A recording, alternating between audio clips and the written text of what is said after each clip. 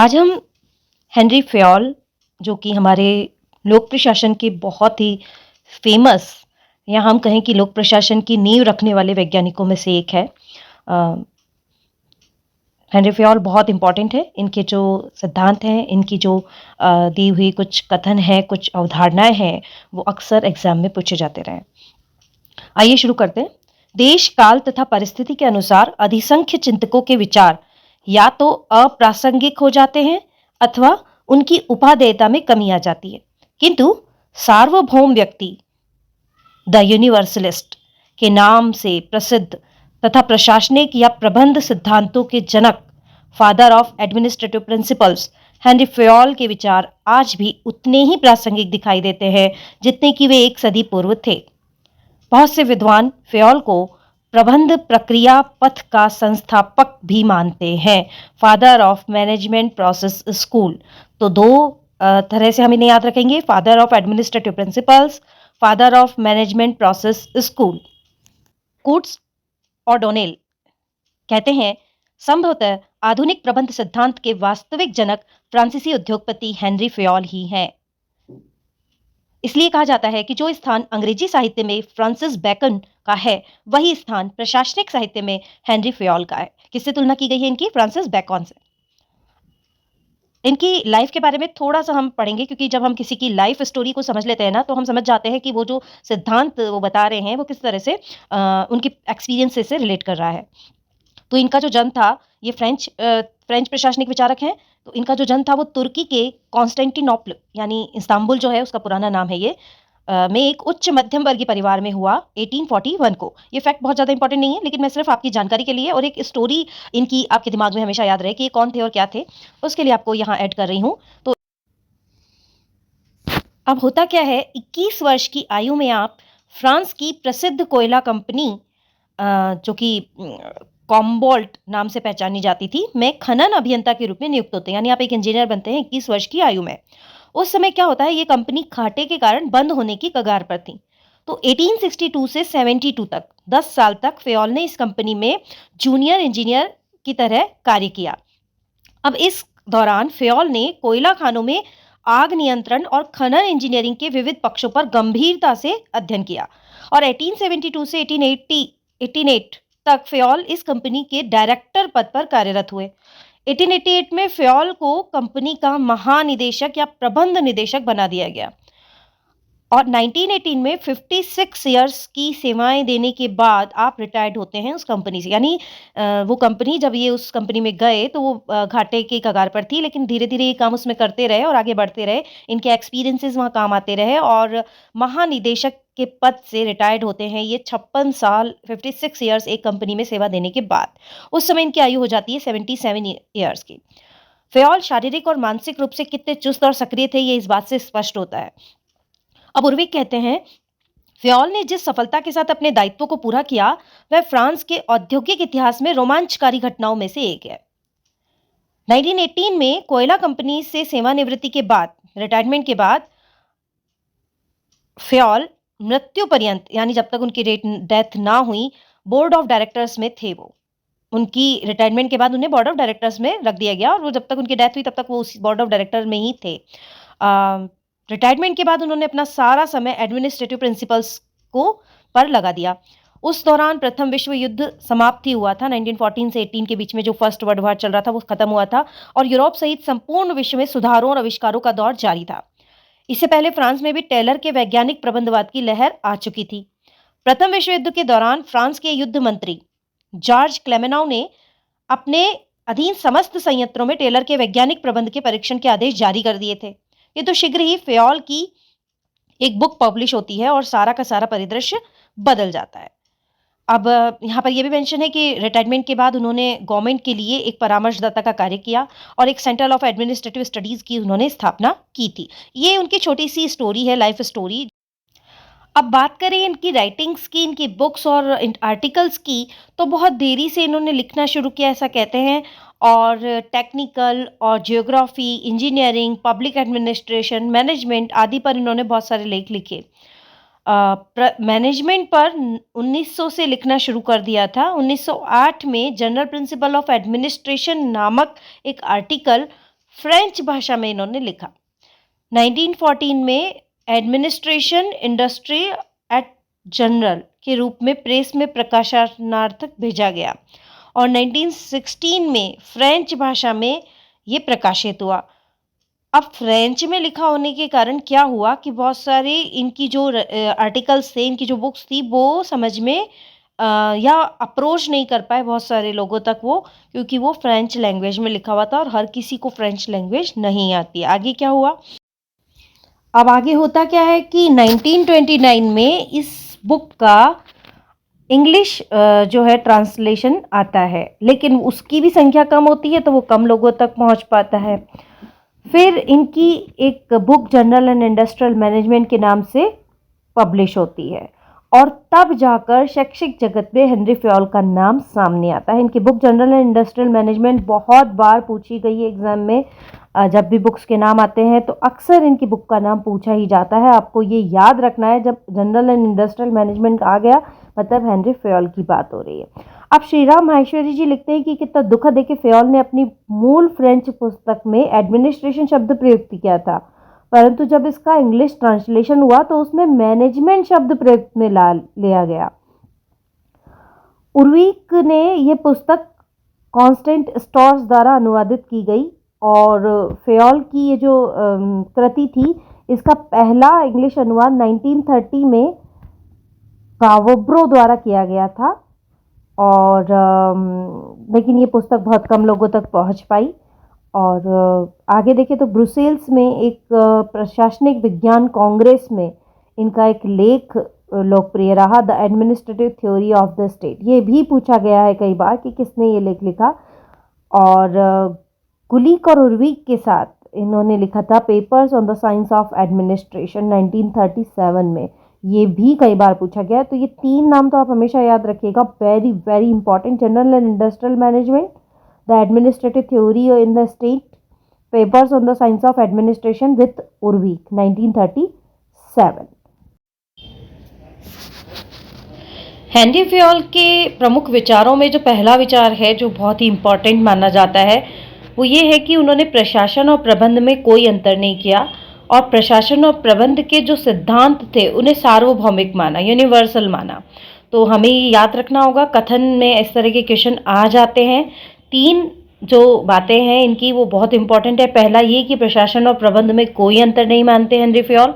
दूसरा, वे प्रशासन या प्रबंध के सिद्धांतों को सार्वभौमिक मानते हैं, यूनिवर्सल मानते हैं। मतलब कि उनका कहना था कि जो सिद्धांत हैं वो लोक प्रशासन के अलावा बिजनेस में, सेना में, सरकार में, चिकित्सा में, शिक्षा में, राजनीति में, धर्म में, युद्ध में, समाज सेवा में सभी जगह उपयुक्त है और उनकी दृष्टि में निजी और लोक प्रशासन में कोई भेद नहीं है।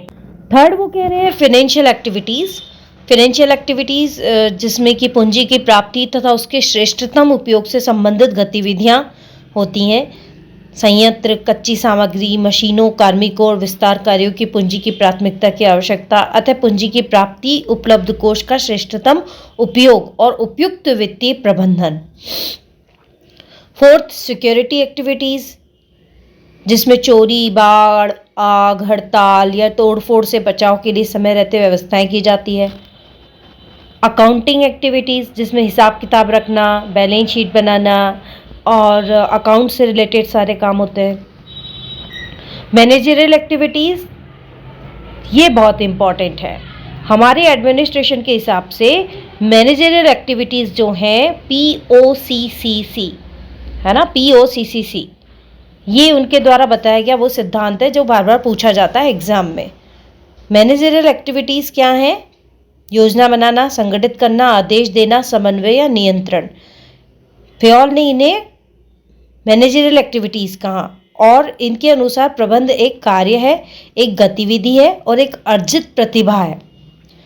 एकीकृत दृष्टिकोण को अपनाते हुए वो कहते हैं इसमें कोई अंतर नहीं पड़ता कि संगठन में कौन प्रबंध निदेशक है, कौन पर्यवेक्षक है, कौन लिपिक है, सभी प्रशासन के अंग हैं।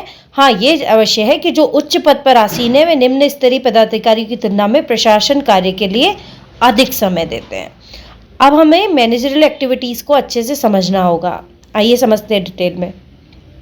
सबसे पहले तो आप ये डायग्राम देख लीजिए। यहाँ एक मैनेजर है जिसके 5 फंक्शन बताए जा रहे हैं जो कि हेनरी फ्योल ने बताए हैं, POCCC, है ना। ये पोस्ट कॉप नहीं है, पोस्ट कॉप जो कि लूथर गुलिक ने दिया था, ये वो नहीं है। ये मैनेजरल एक्टिविटीज़ के नाम से, प्रबंध के कार्यों के नाम से हेनरी फ्योल द्वारा दिया गया सिद्धांत है ना। तो हमें ये 5 इस तरह से, अगर आप BA MA के स्टूडेंट हैं और अगर आप किसी थियोरेटिकल पेपर के लिए प्रिपेयर कर रहे हैं तो आप इस तरह से भी उसे मेंशन कर सकते हैं। अब इन्हें डिटेल में हम समझते हैं। ये जो 5 कार्य बताए हैं, योजना बनाना, संगठन का गठन करना, आदेश देना, समन्वय और नियंत्रण, इस पर क्या कह रहे हैं हेनरी फ्योल। पहला जो है नियोजन।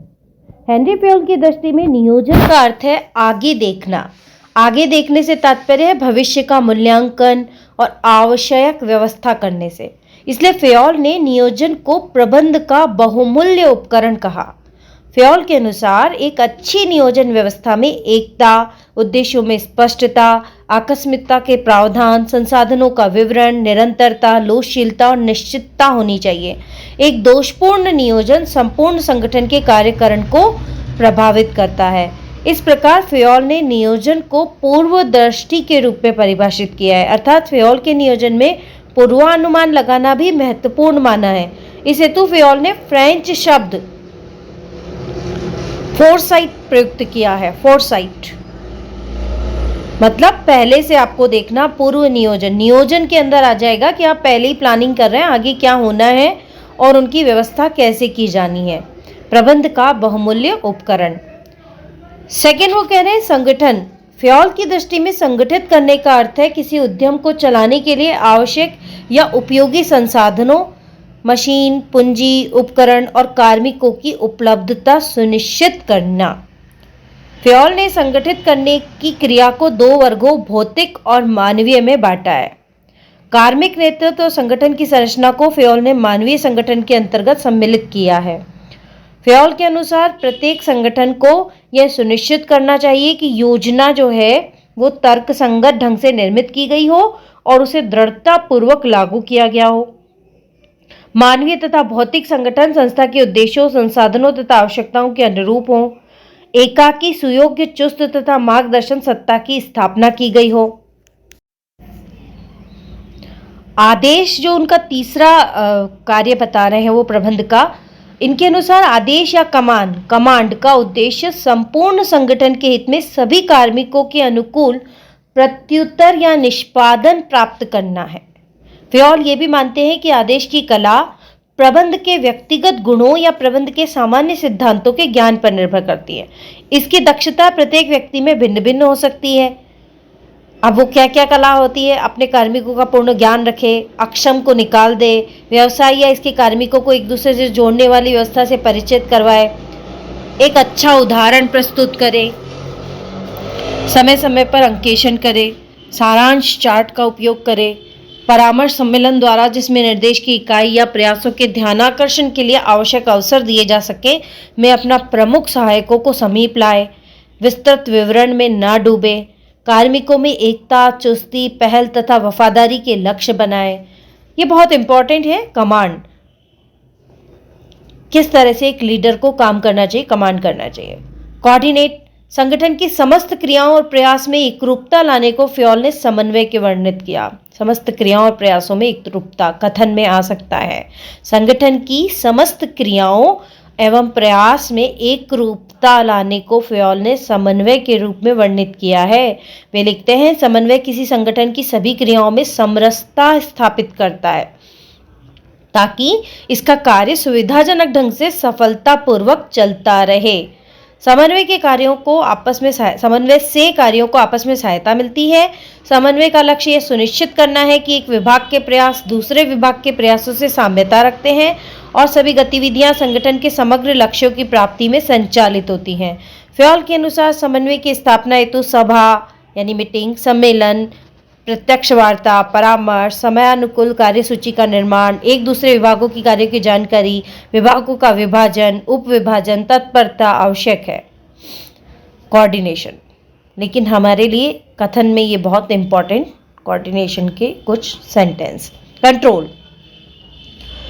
फ्योल के अनुसार नियंत्रण के अंतर्गत ये देखा जाना चाहिए कि प्रत्येक कार्य अपनाई गई योजना, निर्देशों तथा स्थापित सिद्धांतों के अनुसार हो रहा है या नहीं। उनकी नज़र में नियंत्रण निगाह रखने, प्रबोधन करने, जांच करने, लेखा परीक्षण करने तथा प्रत्युत्तर फीडबैक प्राप्त करने से संबंधित है। देखिए फिर से कथन में आने लायक बहुत इंपॉर्टेंट सेंटेंस। नियंत्रण में क्या क्या रख दिया उन्होंने? निगाह रखना, मॉनिटर करना, जांच करना, लेखा परीक्षण करना और फीडबैक लेना। नियंत्रण कार्य समुचित समय पर होना चाहिए तथा गलती पाई जाती है तो दंडित किया जाना चाहिए ताकि गलतियों की पुनरावृत्ति रोकी जा सके। फ्योल ने जितनी प्रकार की औद्योगिक गतिविधियां बताई है उतने ही प्रकार के तथा उसी प्रकृति के नियंत्रण भी बताए हैं। हेनरी फ्योल का जो सेकंड मोस्ट इंपॉर्टेंट विचार या सिद्धांत आते हैं वो हैं उनके 14 प्रिंसिपल। हेनरी फ्योल ने 14 प्रिंसिपल बताए हैं, प्रशासन के 14 सिद्धांत दिए हैं। कौन से सिद्धांत है वो? कार्य का विभाजन का सिद्धांत, प्राधिकार उत्तरदायित्व का सिद्धांत, अनुशासन, आदेश की एकता, निर्देश की एकता, व्यक्तिगत हित को सामान्य हित के अधीन होना, कर्मचारियों को परिश्रमिक केंद्रीकरण, स्केलर चयन, व्यवस्था, समता, कार्यकाल का स्थायित्व, पहल और एकता की भावना। आइए इन्हें डिटेल में समझते हैं। पहला जो सिद्धांत है वो है कार्य विभाजन, डिवीजन ऑफ वर्क, जिसे हम स्पेशलाइजेशन भी कह सकते हैं। फ्योल का मानना है कि विशिष्टीकरण या मानकीकरण का अधिकतम लाभ प्राप्त करने के लिए संगठन में प्रत्येक कार्य का संपादन श्रम विभाजन के सिद्धांत पर होना चाहिए, क्योंकि श्रम की विशेषज्ञता अधिक उत्साहजनक परिणाम देती है। यानी कि वो स्पेशलाइजेशन के पर फोकस करने के लिए कह रहे हैं। वो कह रहे हैं कि जिसका जो स्पेशलाइजेशन हो उसी के आधार पर डिवीजन ऑफ वर्क होना चाहिए। सेकंड, वो कहते हैं कि सत्ता और उत्तरदायित्व की बात कर रहे हैं, अथॉरिटी और रेस्पॉन्सिबिलिटी की। संगठन में प्रत्येक कार्मिक के अधिकार और दायित्वों का स्पष्ट वर्णन होना चाहिए। अथॉरिटी क्या है? उनके अनुसार सत्ता आदेश देने का अधिकार और उसका पालन करवाने की शक्ति है। ध्यान से याद कर लेना। फ्योल के अनुसार अथॉरिटी की डेफिनेशन है आदेश देने का अधिकार और उसको पालन करवाने की शक्ति। Authority is a power. इसी क्रम में फ्योल ने निर्णयन को मुख्यतः प्रत्यायोजन तथा सत्ता को प्रभावित करने वाली प्रक्रिया माना है। डिसीजन मेकिंग क्या होता है? प्रत्यायोजन या सत्ता को प्रभावित करने वाली प्रक्रिया। फ्योल की मान्यता है कि जिस व्यक्ति के पास जितनी मात्रा में सत्ता होती है उसी अनुपात में उत्तरदायित्व भी निर्धारित रहने चाहिए ताकि संतुलन बन सके। सामान्यतः व्यक्ति प्रशासनिक दायित्व ग्रहण करने से कतराते हैं, अतः नेतृत्व को चाहिए कि वे कार्मिकों को दायित्व ग्रहण करने के लिए प्रेरित करे। सत्ता के व्यवहार में पद, व्यक्तित्व, बुद्धिमत्ता, अनुभव, नैतिक बल और विगत सेवा का प्रभाव महत्वपूर्ण भूमिका निभाता है। स्टाफ सत्ता या अभिकरण को महत्व देते हुए फ्योल ने इसे परिभाषित किया है कि स्टाफ अभिकरण एक सत्ता है। यह प्रबंध के विचार का एक प्रकार से विस्तार है ताकि उसे अपने कर्तव्यों की पूर्ति में सहायता मिले। स्टाफ और लाइन जो है, लाइन एंड स्टाफ, उसे हम प्रिंसिपल ऑफ पब्लिक एडमिनिस्ट्रेशन जब हम स्टडी करेंगे तो उसमें डिटेल में स्टडी करेंगे ऑर्गेनाइजेशन में। तो ये दो उनके हो गए। आगे फ्योल ने तीसरा जो सिद्धांत दिया वो है अनुशासन। उनके अनुसार अनुशासन में आज्ञाकारिता, व्यवहारिकता तथा आदर सम्मिलित है और संगठन में कार्यरत व्यक्तियों को अनुशासन से आबद्ध रहना चाहिए। इसके पालन के लिए वो 3 बातें महत्वपूर्ण बता रहे हैं कि एक तो निरीक्षण या पर्यवेक्षण प्रणाली बहुत प्रभावी होना चाहिए, कार्मिकों के साथ नियोक्ता उचित अनुबंध रखे और दंड की समुचित व्यवस्था हो, तभी डिसिप्लिन बनेगा। यूनिटी ऑफ कमांड इनका मोस्ट फेवरेट और बहुत ही इम्पॉर्टेंट एक प्रिंसिपल जो बहुत ज़्यादा पूछा जाता है एग्जाम में। एक कर्मचारी को एक ही व्यक्ति से आदेश मिले, यूनिटी ऑफ कमांड, जो कि अगर हायरार्की है तो ये फॉलो होगा, हायरार्की नहीं है तो ये फॉलो नहीं होगा। तो एक कर्मचारी को एक ही व्यक्ति आदेश दे। आदेश की एकता की हिमायत करते हुए फ्योल कहते हैं समस्त मानवीय संगठनों, उद्योगों, वाणिज्य, सेना, घर तथा राज्य इत्यादि में दोहरे आदेश परस्पर विरोध का कारण रहे हैं। अतः सभी स्तर के अधिकारियों को इस ओर ध्यान देना चाहिए कि आदेश की एकता बनी रहे। आदेश की एकता को परिभाषित करते हुए वो कहते हैं यह वह सिद्धांत है जो ये मानता है कि किसी कर्मचारी को केवल एक निकटतम उच्च अधिकारी द्वारा ही आदेश दिए जाने चाहिए। इस नियम के उल्लंघन से सत्ता निर्बल होती है, अनुशासन संकट में पड़ जाता है और व्यवस्था भंग हो जाती है और संगठन के स्थायित्व को खतरा उत्पन्न हो जाता है। एक ही व्यक्ति या विभाग के ऊपर जब दो अधिकारी सत्ता का उपयोग करते हैं तो गड़बड़ी उत्पन्न होने लगती है। ऐसी स्थिति के चलते रहने से अव्यवस्था बढ़ती है। तो यूनिटी ऑफ कमांड में ये जो अभी सेंटेंस मैंने पढ़े आपके सामने, जो परिभाषा वो दे रहे हैं, और वो अगर ऐसा ना हो तो नियम के उल्लंघन करने से जो हो रहा है, ये कथन में पूछा गया है नेट में ये क्वेश्चन, तो बहुत इम्पॉर्टेंट है। आप इसको अच्छे से पढ़ लीजिएगा 2-3 बार तो ये शब्द आपको याद हो जाएंगे। निकटतम उच्चाधिकारी द्वारा ही आदेश दिए जाने चाहिए। अगर ऐसा नहीं होगा तो सत्ता निर्बल हो जाएगी, अनुशासन संकट में पड़ जाएगा, व्यवस्था भंग हो जाएगी और संगठन के स्थायित्व को खतरा उत्पन्न हो जाएगा। फिर आता है निर्देश की एकता, यूनिटी ऑफ डायरेक्शन। इस सिद्धांत का संबंध संगठन की एकात्मकता से माना जाता है, ना कि कार्मिकों की एकात्मकता से। निर्देश यानी कि डायरेक्शन की एकता का तात्पर्य है एक उद्देश्य की पूर्ति की जाने वाली क्रियाओं के समूह का संचालन केवल एक व्यक्ति द्वारा किया जाना चाहिए, उसकी एक ही योजना होनी चाहिए। एक ही योजना कई व्यक्तियों को सौंप देने से क्रियान्वयन में बाधाएं आती है। तो फ्योल के अनुसार 2 सिर वाला शरीर मानव अथवा पशु जगत सभी जगह राक्षस माना जाता है तथा उसे जीवित रहने में कठिनाई अनुभव होती है। ये उनका जो कोटेशन है ये बहुत फेमस है और पूछा भी गया है एग्जाम में कि 2 सिर वाला शरीर मानव या पशु जगत में राक्षस माना जाता है और उसे जीवित रहने में कठिनाई उत्पन्न होती है। ये क्यों कह रहे हैं वो? उनका तात्पर्य यह है कि कभी भी 2 जगह से आदेश नहीं आने चाहिए। जो आदेश की एकता है, जो यूनिटी ऑफ डायरेक्शन है, वो बने रहना चाहिए किसी भी संगठन में। देन सामान्य हितों के लिए व्यक्तिगत हितों की अधीनस्थता, यानी कि आपको अपने निजी हित छोड़ने चाहिए। Subordination of individual interest to the general interest, किसी भी संगठन के सामान्य हितों या उद्देश्यों की तुलना में किसी एक कार्मिक या कार्मिकों के समूह के उद्देश्य या हितों की सर्वोच्चता नहीं मिलनी चाहिए, बल्कि सामान्य हितों के अधीन ही व्यक्तिगत हित होने चाहिए। देन आता है इनका पारिश्रमिक, जो सैलरी दी जाती है। फ्योल का कहना है कि कार्मिकों को उनकी सेवा या कार्य के बदले में देय पारिश्रमिक निष्पक्ष होना चाहिए, अर्थात इसमें आवश्यक भेदभाव परिलक्षित ना अनावश्यक भेदभाव परिलक्षित ना हो। भुगतान का तरीका न्याय संगत और यथोचित हो। यह भी ध्यान में रखा जाए कि देय पारिश्रमिक से कार्मिकों को संतोष मिले, और क्योंकि अगर संतोष मिलेगा, सेटिस्फैक्शन मिलेगा, तो उत्पादकता का स्तर बढ़ेगा। और फिर उन्होंने 6 तरीकों से भुगतान करने का तरीका बताया। ये बहुत ज़्यादा इंपॉर्टेंट नहीं है। समय दर, कार्य दर, वस्तु दर, बोनस, लाभांश हिस्सा और गैर वित्तीय पुरस्कार। बात कर रहे हैं केंद्रीकरण की। केंद्रीकरण पूर्णतया केंद्रीकरण या विकेंद्रीकरण के पक्ष में नहीं है, बल्कि संगठनों की पारिस्थितियों, प्रकृति तथा आकार के आधार पर केंद्रीकरण या विकेंद्रीकरण के पक्ष में है। आकार के आधार पर फ्योल के अनुसार छोटे संगठनों में केंद्रीकरण संभव है, किंतु बड़े संगठनों में केंद्रीकरण का निर्णय लेते समय संगठन के व्यापक हितों, कार्मिकों की भावनाओं और कार्य की प्रकृति को ध्यान में रखा जाना चाहिए। केंद्रीकरण और विकेंद्रीकरण को परिभाषित करते हुए फ्योल कहते हैं जिससे अधीनस्थों के महत्व में वृद्धि हो वह विकेंद्रीकरण है, और जो अधीनस्थों के महत्व को घटाए वह केंद्रीकरण है। Very important. Then scalar chain आता है, लाइन ऑफ अथॉरिटी। फ्योल ने पद सोपान को स्केलर चेन नाम दिया। यह आप ध्यान रखना, ये कईयों बार पूछा गया है ऑब्जेक्टिव में क्वेश्चन। स्केलर चेन की अवधारणा किसने दी? स्केलर चेन है क्या? हायरार्की का ही दूसरा नाम है। फ्योल ने इसे स्केलर चेन कहा है। उच्च तथा निम्न पदाधिकारियों के बीच संपर्क की कड़ी होनी चाहिए। फ्योल का मानना है जहां कहीं भी उच्च और अधीनस्थ के संबंधों से बना संगठन होगा, वहीं पर सीढ़ी नुमा प्रक्रिया भी अवश्य होगी।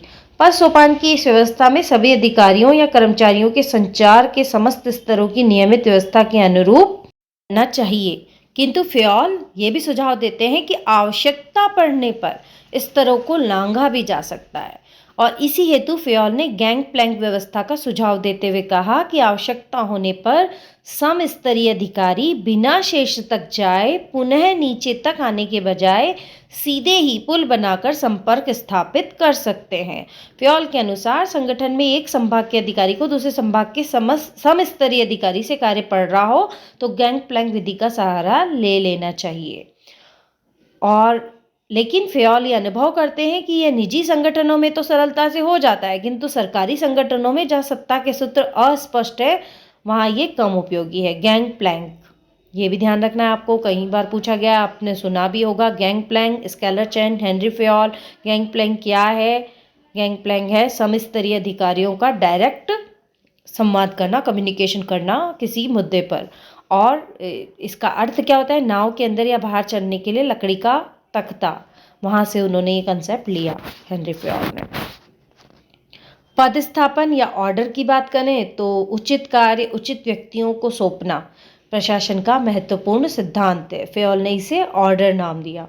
प्रत्येक व्यक्ति एवं वस्तु के लिए एक निश्चित स्थान होता है और प्रत्येक स्थान के लिए एक उचित व्यक्ति या वस्तु होती है, ऐसी मान्यता फ़ेओल की है। अतः एक बार कार्य का निर्धारण हो जाने के बाद उसके कुशल निष्पादन के लिए सर्वाधिक योग्य व्यक्ति को पदस्थापित करना चाहिए। ठीक है, ऑर्डर मतलब उचित कार्य उचित व्यक्ति को देना, जो वो उस कार्य को सबसे अच्छा कर सकता हो उसे वो कार्य देना, ऑर्डर। फिर आता है समता। समता या न्याय का सिद्धांत ये मानता है कि संगठन में नियोक्ता कार्मिक संबंध विश्वास एवं न्याय पर आधारित होने चाहिए। कार्मिक अपना कर्तव्य पूर्ण निष्ठा और मनोबल के साथ पूरा करे और इसके लिए आवश्यक है कि प्रबंधक न्याय एवं समता का व्यवहार करे। समता, इक्विटी, बहुत बार हम पढ़ चुके हैं समता क्या होती है और इक्वालिटी से डिफरेंट होती है ना। कार्मिकों के कार्यकाल का स्थायित्व, स्टेबिलिटी ऑफ टेन्योर। किसी भी संगठन में फ़ेओल ने सुझाव दिया कि कार्मिकों को हटाने की दर को न्यूनतम बनाए रखना चाहिए और पदों या कार्मिकों का अस्थायित्व संगठन को कमज़ोर बना देता है ना। बार बार अगर आप टेम्परेरी एम्प्लॉयज़ रखते हैं तो वो आपको कमज़ोर बनाएगा एक संगठन को। इनिशिएटिव या पहल से क्या मतलब है? कार्मिकों को किसी योजना को प्रस्तावित करने या उत्साहपूर्वक अपने ढंग से पूरा करने की स्वतंत्रता होनी चाहिए, क्योंकि प्रत्येक कार्यों में असीम शारीरिक मानसिक क्षमताएं होती हैं। अतः प्रबंधकों को अधीनस्थ कार्मिकों की पहल क्षमता, इनिशिएटिव लेने की को बढ़ाना चाहिए, ना कि हतोत्साह। यानी कई बार ऐसा होता है कि संगठन ऑर्गेनाइजेशन में ऐसा माहौल बना दिया जाता है, कोई इनिशिएटिव नहीं लेता।